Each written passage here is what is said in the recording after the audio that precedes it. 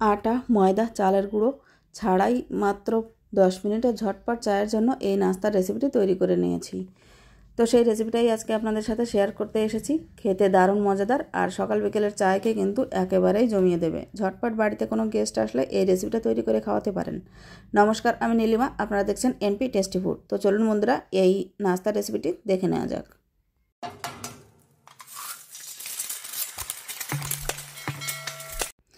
আজকে এই নাস্তার রেসিপি তৈরি করার জন্য সবার প্রথমে একটা কড়াই নিয়ে নিয়েছি, আর কড়াইতে একটা কাপ মেপে দিয়েছি 2 কাপ পরিমাণ জল।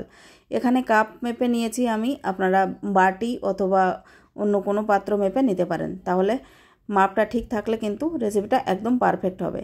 এইবার এই জলের ভিতরে দিয়েছি স্বাদ মতো লবণ, অল্প একটু জোয়ান দিয়ে দিচ্ছি হাতে ঘষে, আর দিয়ে দেবো হাফ চামচের মতো গোটা জিরে।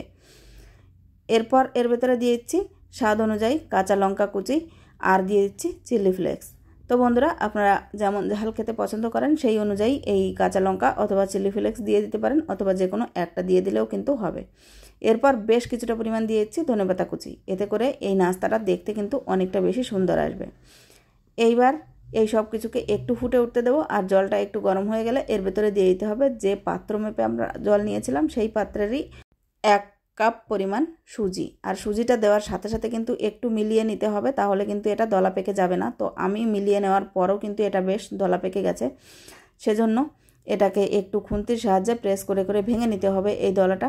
তো মোটামুটি ভাঙছিল না, যার কারণে আমি একটা হাতা নিয়ে নিয়েছি, আর হাতার সাহায্যে কিন্তু বেশ একটু দলাটা ভেঙে দেওয়ার চেষ্টা করছি। তো দেখুন বন্ধুরা, অনেকটাই ভেঙেছে আর এখনও কিছুটা দলা আছে। এরপর নাড়াচাড়া করতে করতে এটা কিন্তু মিনিট 2-এর মধ্যেই একটা ডোয়ের ফর্মে চলে আসবে। আর এই যে দেখুন, গ্যাসের ফ্লেমটা অফ করে এই সুজির ডোটাকে ঠান্ডা করে নিতে হবে। আর যেটুকু দলা পাকানো ভাব আছে বা ডেলা ডেলা ভাব আছে, এটা কিন্তু হাত দিয়ে মেখে ঠিক করে নেব। তো বন্ধুরা, এই সুজিটা একটু ঠান্ডা হয়ে এলে তারপর হাত দিয়ে এটাকে বেশ ভালোভাবে মথে নিতে হবে, তাহলে যে দলা ভাব আছে সেটা কিন্তু একেবারেই ভেঙে যাবে। আর এটা খুব বেশি ঠান্ডা হতে দিলে হবে না, হাতে সহ্য হয় ঠিক তেমন পরিমাণ গরম অবস্থাতেই এটাকে বেশ ভালোভাবে মেখে নিতে হবে। এবার এর ভেতরে দিয়ে দিলাম 1 চামচের মতন কর্নফ্লাওয়ার, আর কর্নফ্লাওয়ার দিয়ে সমস্ত কিছুকে বেশ ভালোভাবে মেখে নিচ্ছি। তো যেহেতু আমার এই সুজিটা একটু দলা পেকে গেছে, যার কারণে মাখতে একটু অসুবিধা হচ্ছে, তো একটু সময়ও লাগছে।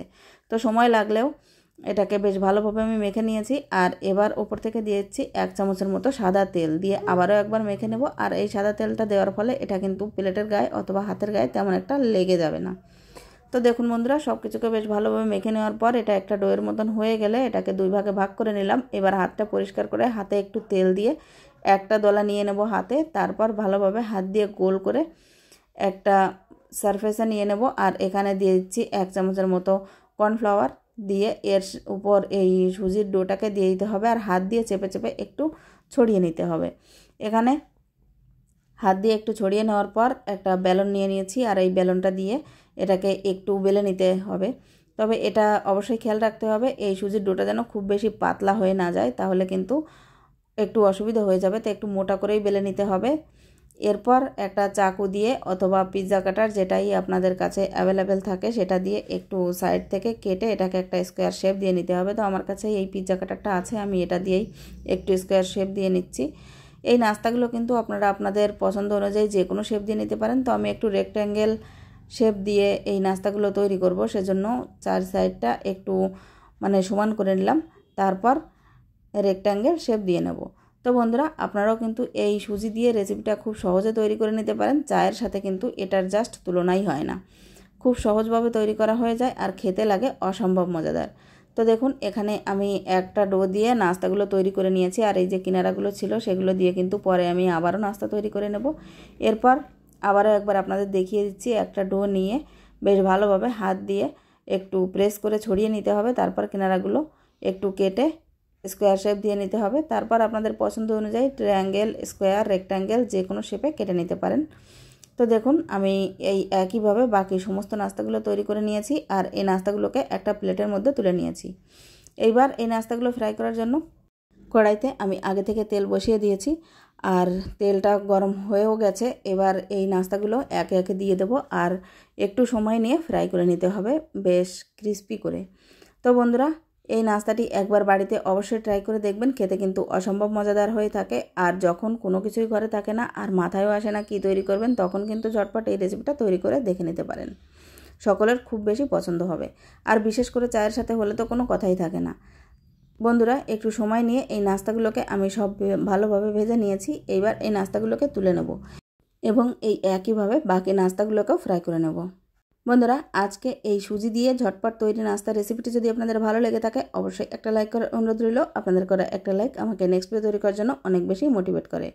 আর আজকের এই ভিডিওটা যদি আপনারা ইউটিউব থেকে দেখে থাকেন তাহলে চ্যানেলটিকে সাবস্ক্রাইব, এবং যদি ফেসবুক থেকে দেখে থাকেন তাহলে পেজটিকে ফলো করে নেওয়ার অনুরোধ রইল। আর যারা অলরেডি সাবস্ক্রাইব করে নিয়েছেন তাদেরকে জানাই অসংখ্য ধন্যবাদ। এভাবেই আমার পাশে থাকবেন। তো বন্ধুরা দেখুন, এখানে আমি সেকেন্ড ব্যাচের নাস্তাগুলোও ভেজে নিয়েছি। এইবার এই নাস্তাটাকে আরও বেশি টেস্টি করার জন্য এই নাস্তাগুলোর উপর থেকে একটু চাট মশলা ছড়িয়ে দিচ্ছি আর দিয়ে দেবো সামান্য পরিমাণ বিট লবণ। এই দুটো উপকরণ দিলে কিন্তু এর টেস্টটা অনেক গুণ বেড়ে যায় আর খেতেও অনেক বেশি ভালো লাগে।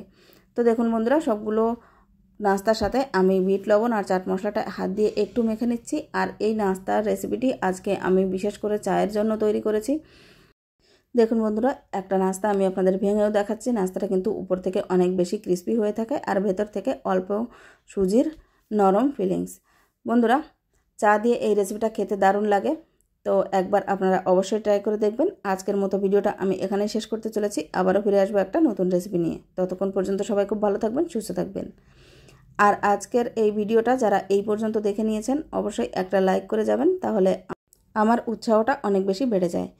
এতক্ষণ পর্যন্ত ধৈর্য ধরে ভিডিওটি শেষ পর্যন্ত দেখার জন্য আপনাদের সবাইকে অনেক অনেক ধন্যবাদ। নমস্কার।